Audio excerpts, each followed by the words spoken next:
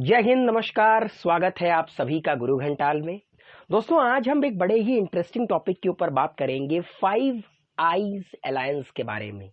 ये है क्या, ये कब बना और क्यों बना, आज हम इस मुद्दे पर बात करेंगे।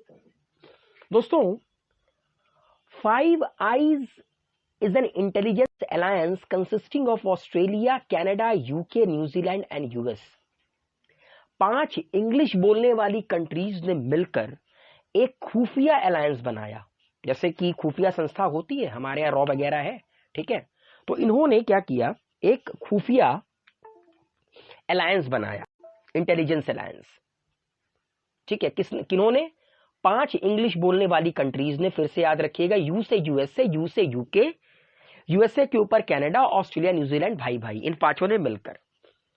And these countries are parties to the UK USA agreement. और याद रखिएगा, ये जितनी भी कंट्रीज हैं, एक एग्रीमेंट हुआ था, यूके यूएसए एग्रीमेंट, उसका पार्ट है a multilateral agreement for cooperation in the signal intelligence. ये जो यूके यूएसए एग्रीमेंट था, ये एग्रीमेंट था एक मल्टीलैटरल एग्रीमेंट कि सिग्नल इंटेलिजेंस में ये सब एक दूसरे के साथ कोऑपरेट करेंगे, ठीक है। नाउ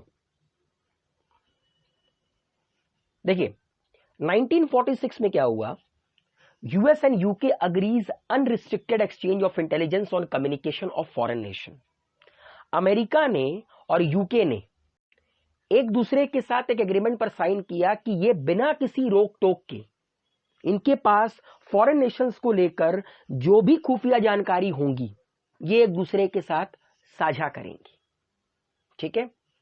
और अमेरिका की तरफ से जो लीडिंग एजेंसी है इस अलायंस की, उसका नाम है नेशनल सिक्योरिटी एजेंसी, ठीक है। यूके की तरफ से government communication headquarter, okay. Canada ने इस अलायंस को ज्वाइन किया 1948 में।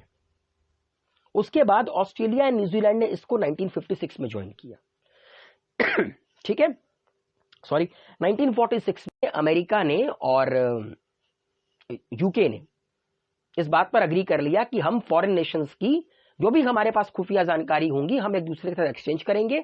1948 में कनाडा भी आ गया, 1956 में ऑस्ट्रेलिया, न्यूजीलैंड भी आ गए। अब सुनने में आ रहा है कि जापान ने भी अप्रोच किया है कि जापान भी इसका हिस्सा बनना चाहती है। ऑस्ट्रेलिया की जो इंटेलिजेंस एजेंसी इस 5 अलायंस में मदद करती है खुफिया जानकारी साझा करने में, उसका नाम है ऑस्ट्रेलियन सिग्नल डायरेक्टरेट। न्यूजीलैंड की है government communication security bureau and Canada की है कम्युनिकेशंस सिक्योरिटी एस्टैब्लिशमेंट। सवाल ये उठता है कि ये सब बने क्यों, ये सब साथ में आए क्यों, क्यों ये खुफिया जानकारी साझा करते हैं एक दूसरे के साथ फॉरेन नेशंस की, किसको काउंटर करना चाहते हैं। देखिए, सवाल ये है कि 5 अलायंस बना क्यों। After world war second, the alliance laid out goals for peaceful post world war era. देखिए, आपको पता है कि वर्ल्ड वॉर सेकेंड खत्म हुआ 1945 में। जो एलाइज थी, उनके दिमाग में एक गोल था कि आने वाले समय में किसी तरह की कोई भी वॉर ना हो, पोस्ट वर्ल्ड वॉर जो एरा हो वो बिल्कुल शांत हो। इसीलिए 1941 में एलाइज नेशन ने एक अटलांटिक चार्टर इशू किया। याद रखिएगा, सवाल यह पूछा जाता है कि अटलांटिक चार्टर कब इशू किया गया था? 1941 में। इस चार्टर में मेनली 2 कंट्रीज की एस्पिरेशंस लोगों को देखने को मिले, अमेरिका एंड ब्रिटेन, यूके, कि पोस्ट वर्ल्ड वॉर के बाद की दुनिया कैसी होनी चाहिए, अमेरिका और यूके की नजर से। इस अटलांटिक चार्टर में कुछ बातें लिखी गई। पहला, no territorial changes shall be made against the wishes of the people. लोगों की विशेस के बिना किसी भी तरह के टेरिटोरियल चेंजेस को नहीं किया जाएगा। उन जगहों पर जहां पर किसी भी तरह की सेल्फ गवर्नमेंट नहीं है, वहां पर सेल्फ गवर्नमेंट को रिस्टोर किया जाएगा। सीज जो होते हैं, समुद्रों को आजाद कर दिया जाएगा। फ्रीडम फ्रॉम फियर, डर से आजादी मिल जाए। और जितने भी अग्रेसर नेशन हैं जो मार काट में हमेशा बिलीव करते हैं, उनको डिसार्म करो, उनके पास किसी भी तरह का ऐसा हथियार नहीं होना चाहिए जो आने वाले समय में मानवता के लिए खतरा हो। एंड यही चार्टर जो था दोस्तों वो 5I के बनने का बेस बना। और अलायंस मेनली 3 कंट्री को टारगेट करने के लिए बनाया गया था, China, Russia and north Korea. क्योंकि कोल्ड वॉर स्टार्ट हो गया था, जैसे ही सेकेंड वर्ल्ड वॉर खत्म हुआ, चाइना उस वक्त पूरे वर्ल्ड के लिए एक थ्रेट नहीं था, मगर आप जानते हैं कि चाइना आज पूरे वर्ल्ड के लिए एक थ्रेट है। और नॉर्थ कोरिया, आप इन तीनों कंट्रीज में एक चीज कॉमन पाएंगे, वो है कम्युनिज्म। और इन 5 कंट्रीज में आप एक चीज कॉमन पाएंगे जो 5 अलायंस का हिस्सा है, कैपिटलिज्म, पूंजीवाद, समाजवाद। सॉरी, इसीलिए इनको काउंटर करने के लिए इन 5 नेशंस ने जुगलबंदी की।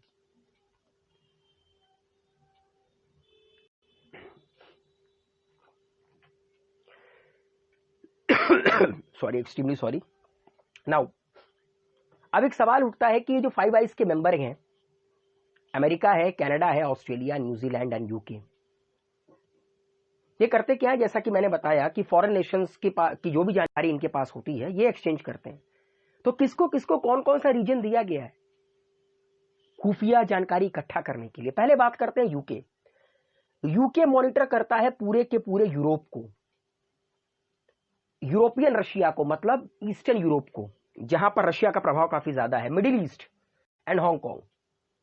इन चारों रीजन को मॉनिटर करने की जिम्मेदारी यूके के पास है। अब बात करते हैं अमेरिका। अमेरिका फोकस करता है मिडिल ईस्ट पर, China, Russia, Caribbean and Africa पर। कनाडा मॉनिटर करता है रशिया एंड चाइना को, ऑस्ट्रेलिया साउथ और ईस्ट एशिया को, ठीक है। New Zealand South East Asia, South Island at Waihopai Valley, south west of Blenheim and the North Island at Tangimoana. मतलब इस तरह ये पूरे वर्ल्ड को कवर करते हैं, ये पूरे वर्ल्ड को कवर करते हैं। और फिर जो भी जानकारी इनके पास होती है ये एक दूसरे से साझा करते हैं। मान लीजिए कनाडा के पास कोई जानकारी आ गई क्या बोलते हैं, रशिया और चाइना से रिलेटेड, तो ये रिमेनिंग 4 को बता देगा। ऑस्ट्रेलिया के पास कोई जानकारी आ गई, न्यूजीलैंड के पास कोई जानकारी आ गई, तो इस तरह ये पूरे वर्ल्ड को काउंटर करते हैं।